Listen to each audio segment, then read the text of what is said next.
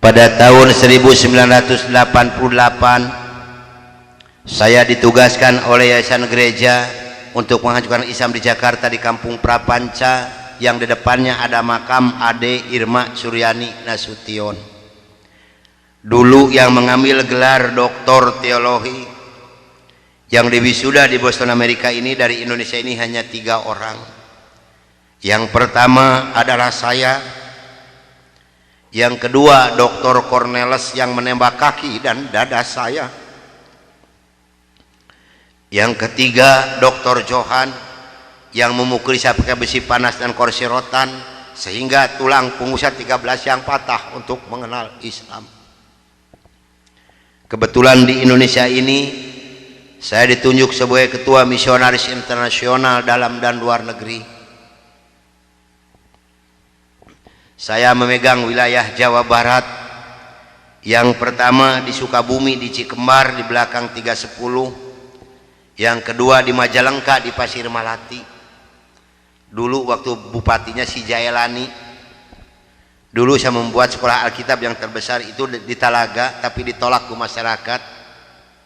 Di Palingan besi-besina, sehingga si Jaelani ini bupati ini dipanggil oleh besan saya si Murdani. Saya harus memberikan uang 115 juta. Diberikanlah oleh saya ke Jaelani, maka diberikan izin yaitu di Pasir Malati. Uningat Bapak Pasir Malati nu kahandap. Nah, itu rumah sakit leres Pak. Yang ke bawah itu kebanyakan datangnya dari NTT. Si Apin, betul Pak. Betul si Apin. Datangnya kebanyakan dari itu, sayalah Pak yang membuatnya.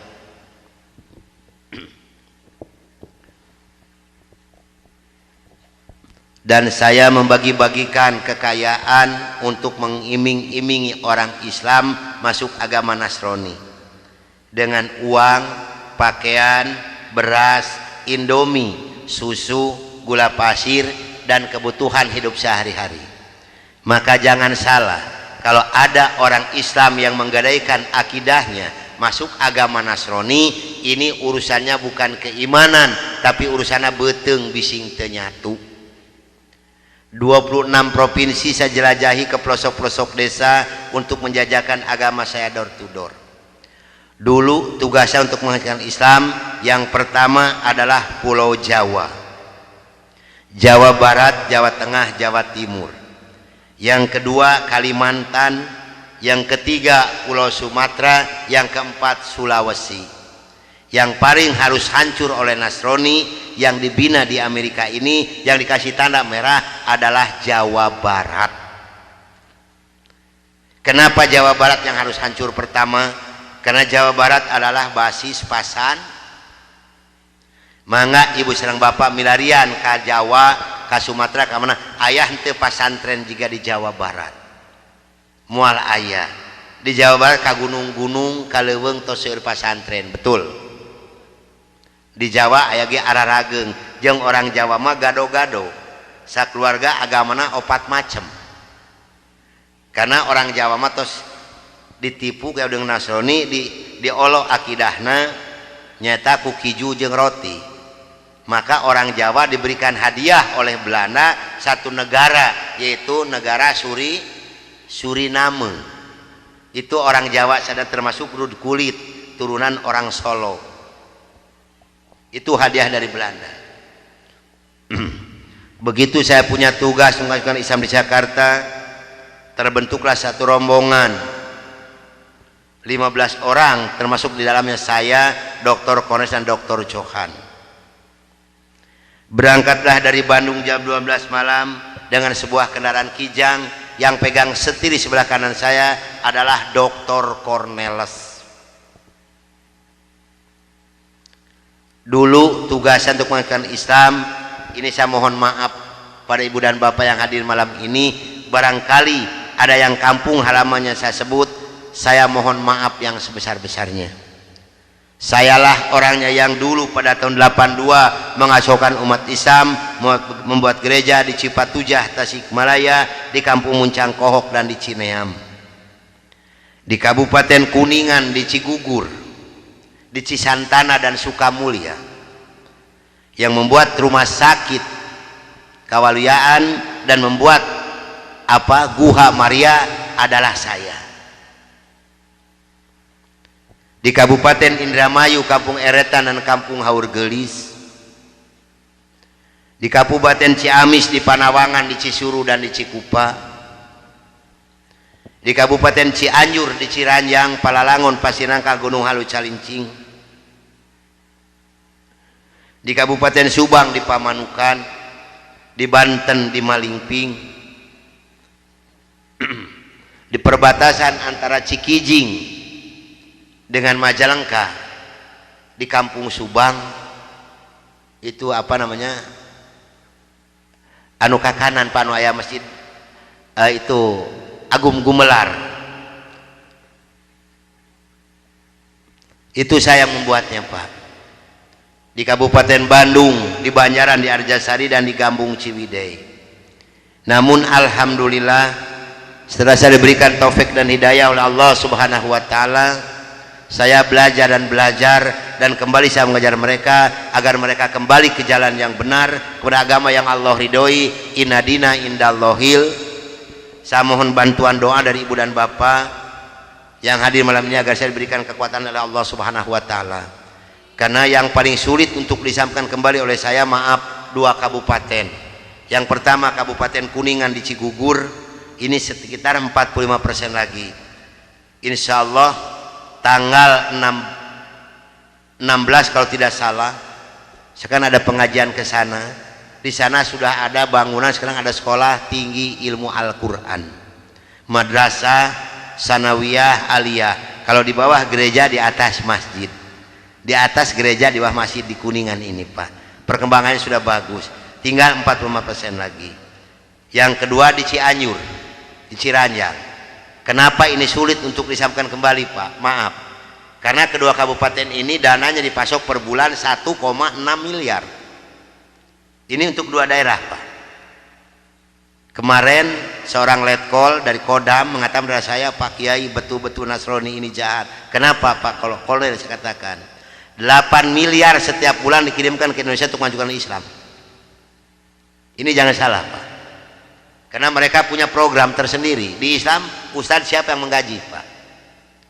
Saya dulu tahun 64 65 demi Allah gajinya sudah 6.700.000. Itu 64 65 Pak. Sehingga begitu saya masuk Islam, maaf, 13,9 miliar demi Allah tidak saya bawa serupiah pun. Begitu saya punya tugas mengajukan Islam, berangkatlah dari Bandung jam 12 malam dengan sebuah kendaraan Kijang. Yang pegang sendiri sebelah kanan saya adalah Dr. Cornelis. Selama hidup saya memegang agama Nasrani, saya belum pernah mendengarkan adzan subuh. Adzan duhur, asar, maghrib dan isya saya tahu. Kalau adzan subuh kuping saya belum pernah mendengarkan, karena saya belum pernah bangun sesubuh itu. Begitu nyampe di Jakarta di Kampung Prapanca, bertepatan dengan berkumandangnya adzan subuh. Kata Dr. Cornelis kepada saya, "Bro, tolong dengarkan adzan orang Islam ini kok goblok sekali, aneh-aneh." Saya buka kaca jendela itu mau bisa dengarkan ini adzan.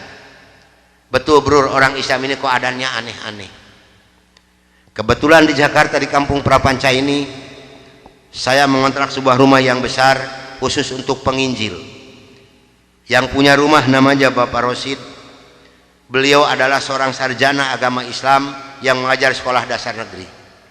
Kata Dr. Cornelis kepada saya, "Bro, karena bro sebagai pemimpin dan ketua kami yang berhak dan berani untuk menanyakan masalah ini, tolong besok tanyakan kalau kita sudah nyampe di rumah kontrakan."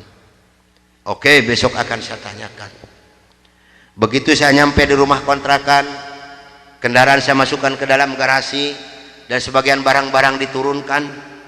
Kira-kira jam 7 pagi Pak Rosid ini keluar dari rumahnya mau mengajar, karena kebetulan rumah yang saya kontrak dengan rumah beliau bersebelahan, hanya terhalang oleh satu jalan yang kecil.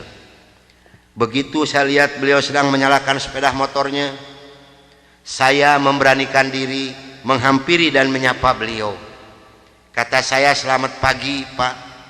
"Oh, selamat pagi Bapak Pendeta, kapan datang dan apa kabar?" "Baik Pak, dan baru saja saya tiba." ngobrol punya ngobrol. Akhirnya saya memberanikan diri kepada beliau menanyakan tentang ajaran agama Islam. Pak, apakah boleh saya bertanya kepada Bapak tentang ajaran agama Islam? Dengan senyuman yang manis, muka yang cerah, beliau memberikan jawaban kepada saya. Silahkan Bapak Pendeta. Dengan senang hati dan kedua tangan saya terbuka, insya Allah apa yang akan Bapak Pendeta tanyakan akan saya jawab. Mari Bapak Pendeta kita ke dalam rumah, jangan ngobrol di luar, lebih luasa kita ngobrol di dalam rumah. Saya dibawa masuk ke dalam rumah beliau, sehingga beliau ini berani mengorbankan tugas negaranya, tidak jadi mengajar karena ngobrol dengan saya sampai jam 3 sore. Yang pertama sekali saya tanyakan kepada beliau adalah tentang azan. Pak, kenapa orang Islam ini kok adanya aneh-aneh? Aneh-aneh bagaimana Bapak Pendeta? Tadi begitu saya masuk sini, terdengarlah suara adzan yang asing di kuping saya. Ada kata-kata aso. Aso apalah saya tidak tahu, Pak. Oh betul Bapak Pendeta, itu adzan subuh pakai as-sholatu khairum minan naum.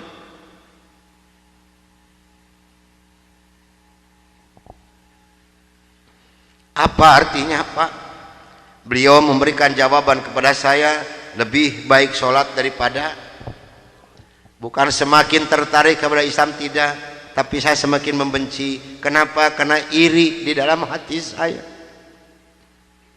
Kenapa orang Islam ini berani meninggalkan tidurnya untuk melaksanakan ibadat kepada Tuhannya dengan kata-kata yang ada di adzan ini? Maka timbullah kata-kata yang keluar dari mulut saya yang sangat dan sangat menyakitkan Bapak Rosi dan umat Islam yang lainnya. Kata saya, kalau begini orang Islam ini lebih goblok lagi, kapan molornya kalau sholat melulu?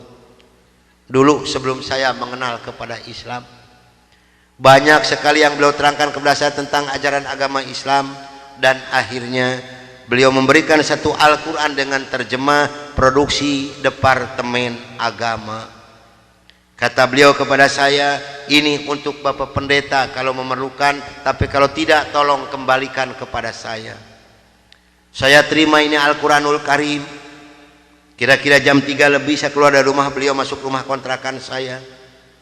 Begitu saya nyampe di rumah kontrakan, saya langsung ditegur oleh rekan-rekan saya, termasuk oleh Dr. Cornelis dan Dr. Johan. Dari mana Brur, kok dari pagi sampai sore begini baru pulang?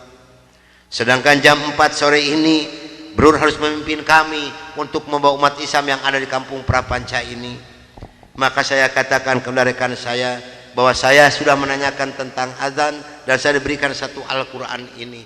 Ini ditertawakan semua oleh rekan saya. Seharusnya sore itu saya memimpin penginjilan, entah kenapa saya ini malas sama sekali untuk melaksanakan tugas. Mungkin ini sudah jalan dari Allah Subhanahu wa Ta'ala. Maka saya punya tugas, saya serahkan kepada Dr. Cornelis dan Dr. Johan. Brur, tolong pimpin misi kita ini, tolong pimpin penginjilan kita ini, bawa umat Islam sebanyak-banyak yang ada di kampung Prapanca ini, dan ini dananya 16 juta, tolong bagikan kepada mereka.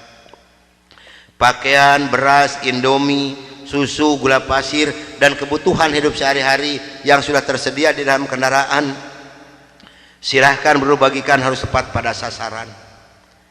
Berangkatlah rekan saya 14 ini menjajakan agama door to door dengan bermodalkan uang 16 juta, pakaian dan kebutuhan hidup sehari-hari. Saya hanya di rumah sendiri sambil melihat-lihat luarnya Al-Quran karena saya belum hafal huruf Arab, yang saya baca hanya terjemahnya saja. Begitu saya akan membuka Al-Quran, terlebih dahulu saya berdoa dulu pada Tuhan saya yang saya yakini dulu. Bapa di dalam surga, dalam nama Tuhan Yesus Kristus, saya datang di bawah kaki-Mu Tuhan. Saya mohon petunjuk dan pertolongan daripadamu Tuhan. Tolong celikan mata hati saya dan bukakan mulut saya. Tolong celikan mata penglihatan saya dan bukakan alat pendengaran saya. Saya akan membaca kitabnya orang-orang kafir. Tapi semakin saya berdoa pada Tuhan saya,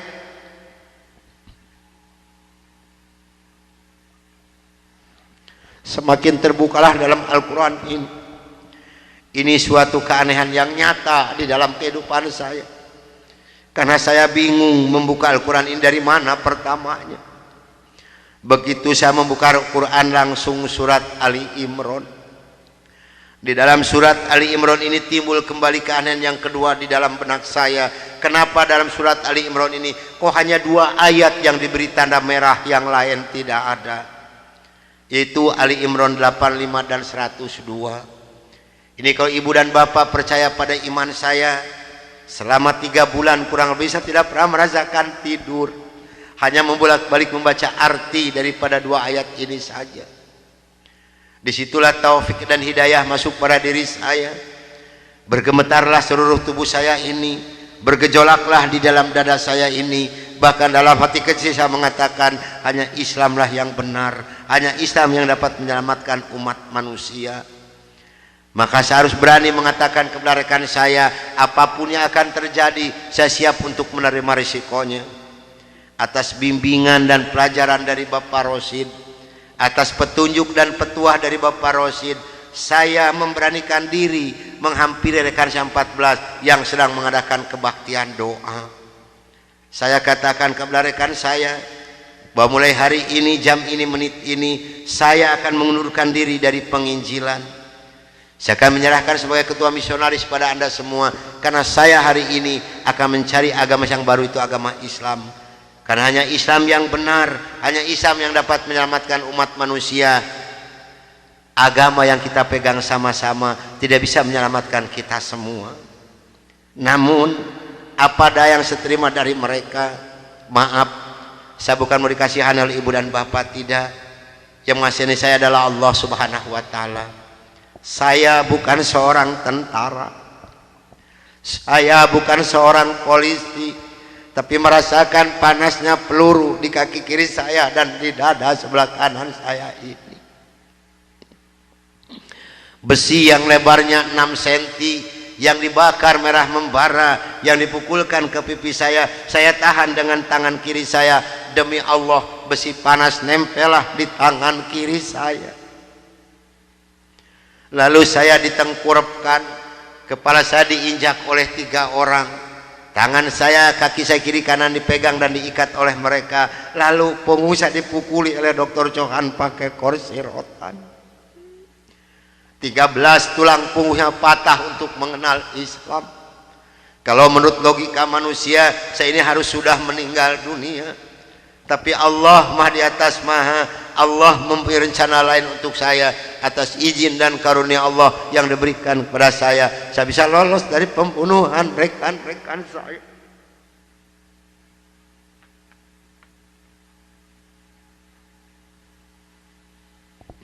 Sambil merasakan panasnya di kaki kiri saya dan di dada sebelah kanan saya, pedihnya di tangan saya, ngilunya di punggung saya loncat keluar dari rumah sambil berteriak mengucapkan La ilaha illallah Muhammadur Rasulullah.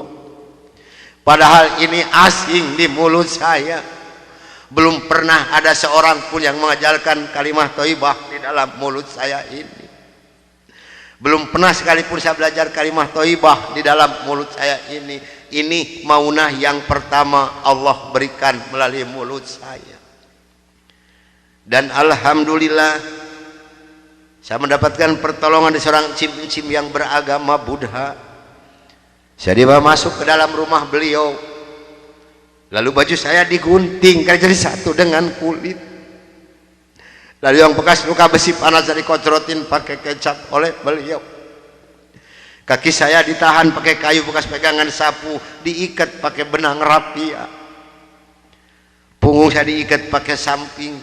Lantas saya dibawa beliau ke rumah sakit Fatmawati. Selama 3 bulan 27 hari saya berbaring di dalam rumah sakit, merasakan hancurnya tubuh saya ini, pengen mengenal Islam. Dan alhamdulillah, setelah Allah memberikan kesembuhan kepada saya, beliau pula lah yang membiayai saya.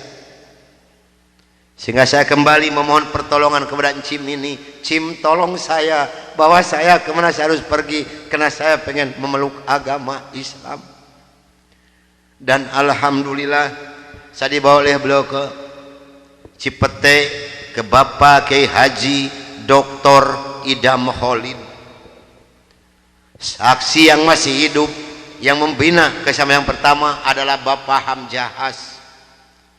Maka kata beliau kepada saya, kalau Anda pengen masuk Islam yang kafah dan istiqomah, Anda jangan dulu mengenal Al-Quran, Anda jangan dulu mengenal sholat, tapi Anda harus dulu mengenal isi daripada dua kalimat syahadat yang barusan Anda ucapkan. Alhamdulillah selama 3 bulan kurang lebih saya dibina oleh beliau untuk mengartikan isi daripada dua kalimat syahadat. Barulah saya marifatullah. Disinilah nikmatnya iman dan nikmatnya ibadah yang saya rasakan sampai detik ini. Lalu saya suruh pulang dulu oleh beliau karena saya masih mempunyai keluarga, itu anak dan istri. Ternyata keluarga saya telah mendapatkan laporan dari Kansa 14 dan dari Dewan Gereja Indonesia bahwa saya telah murtad masuk agama Islam.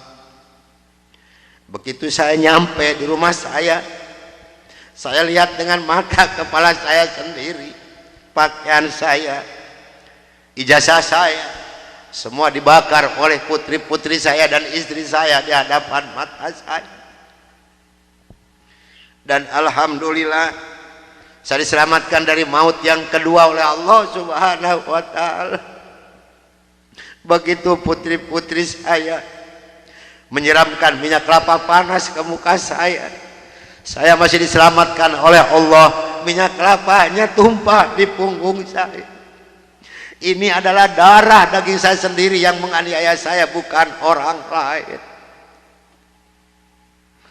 Lalu kepala saya dilempar pakai cobek, dipukuli pakai setikasti, sampai saya diusir caci maki dengan kata-kata yang sangat keji yang keluar dari mulut darah daging saya sendiri.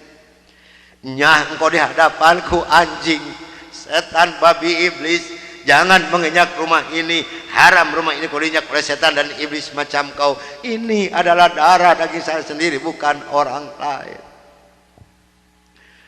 Dan alhamdulillah begitu saya meninggalkan rumah tangga saya hanya pakai pakaian satu setel yang nempel di badan saya yang penuh dengan minyak kelapa panas. Harta kekayaan berlimpah luah demi Allah tidak saya bawa serupiah pun, karena saya pengen masuk Islam yang kafah dan istiqomah. Saya harus samina wa atona. Jangankan harta kekayaan yang berlimpah luah, putri-putri saya pun yang 3 saya putuskan.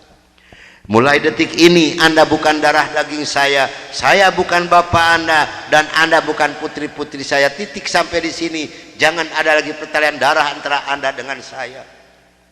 Kenapa saya putuskan kepada putri-putri saya yang 3? Karena saya takut besok atau lusa saya meninggal dunia, bagaimana tanggung jawab saya di hadapan Allah Subhanahu wa ta'ala.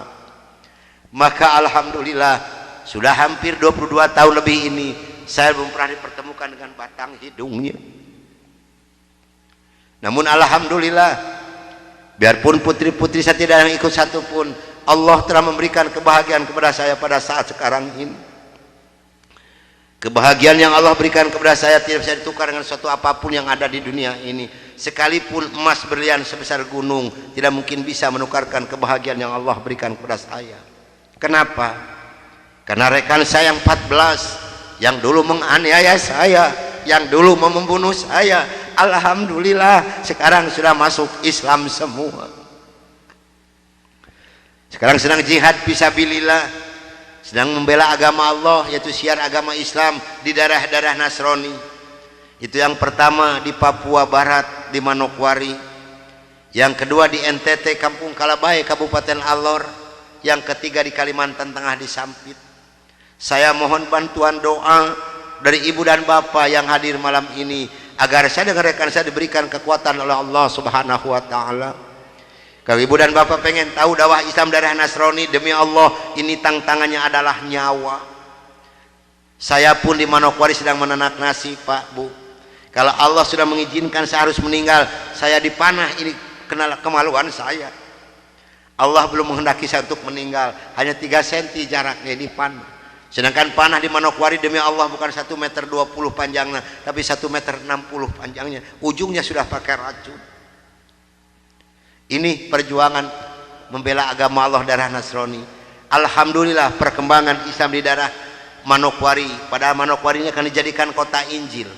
Kalau Manokwari sudah jadi kota Injil, yang pertama tidak boleh ada adzan berkumandang, tidak boleh mendirikan masjid, tidak boleh ada perempuan yang berjilbab. Alhamdulillah di sana ada 297 orang yang masuk agama Islam, termasuk orang yang memanah saya. Kemarin tanggal 17 Desember saya baru selesai membuat masjid. Dari mana biayanya? Dari hasil pengajian saya. Saya mohon bantuan doa, karena kadang-kadang rekan saya di sana, Pak, maaf, 10 hari lebih tidak pernah ketemu nasi. Yang dimakan oleh rekan saya singkong direbus, yang penting terganjal perut, karena sulit mencari dana untuk dakwah di Islam ini. Dari mana makan mereka sehari-hari? Maaf, dari hasil pengajian saya. Karena mereka lepas dari gereja tidak ada santunan apapun. Siapa yang harus bertanggung jawab? Kita inilah sebagai umat muslim. Di Kalimantan Tengah ada 192 orang. Di sana, Pak, demi Allah tidak ada masjid satupun. Gereja ada 9. Paling banyak isi gereja 15 orang. Kalau saya mengadakan sholat berjamaah di Kalimantan ini, pakai kompas di luar, di lapangan, di atas disiram oleh mereka. Saya hanya bisa berdoa, ya Allah berikan taufik dan hidayah bagi mereka, karena mereka tidak tahu kedatangan saya ini mau apa. Alhamdulillah 4 hari kemudian 8 orang yang masuk agama Islam, maka berjumlah 192 orang yang ibu dan neneknya yang kupingnya pada panjang-panjang. Saya mohon bantuan doa, karena saya sedang membebaskan tanah untuk pembangunan masjid. Mudah-mudahan Allah memberikan jalan untuk saya untuk melunasi tanah di sana, untuk pembangunan masjid di sana. Nah hadirin ikhwatul iman rahimakumullah yang hadir malam ini, barangkali, tapi sebenarnya saya mohon maaf yang sebesar-besarnya, barangkali ibu dan bapak mau ikut berjuang membela agama Allah, menyisihkan sedikit rezeki untuk pembebasan tanah di Kalimantan ini, insya Allah hubungi saya. Tapi yang penting adalah doa, karena doa lebih dulu nyampe di hadapan Allah subhanahu wa ta'ala. Nah hadirin ikhwatul iman rahimakumullah, itulah mungkin tausiah saya yang saya bisa sampaikan malam ini. Mudah-mudahan ada manfaat guna untuk ibu dan bapak. Dan mudah-mudahan yang hadir malam ini kelak di yaumul qiyamah mendapatkan syafaatul uzma dari Kangjeng Nabi besar Muhammad Rasulullah sallallahu alaihi wasallam. Dan mudah-mudahan kita dipertemukan Allah, bukan hanya sampai di sini saja, tapi sampai yaumul jaza kita dipertemukan kembali oleh Allah subhanahu wa ta'ala. Akhirul kalam, wabillahi taufiq wal hidayah. Wassalamualaikum warahmatullahi wabarakatuh.